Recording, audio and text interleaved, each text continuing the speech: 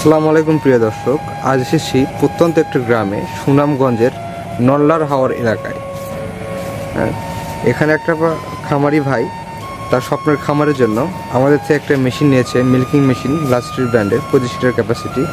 তো ভাই সাথে আছেন, বিস্তারিত শুনবো তার কাছ থেকে। তাই আপনার নাম কি? মোহাম্মদ বুরহানুদ্দিন। মোহাম্মদ বুরহানুদ্দিন ভাই। এলাকার নাম এটা? এটা এলাকা না ভাই, সুনামগঞ্জ, জগন্নাথপুর, নল্লা হাওর এলাকা। বুঝতে পারছি।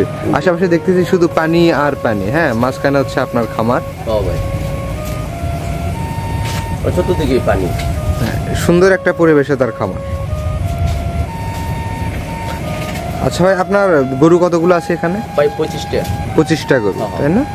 পার ডে কত লিটার দুধ দেয় সব গরু মিলে? ভাই প্রায় 180 থেকে 200 লিটার। 200 লিটার। আচ্ছা, আপনি একটা মেশিন কিনেছেন, মিল্কিং মেশিন, দেখতে পাচ্ছি 25 লিটার ক্যাপাসিটির।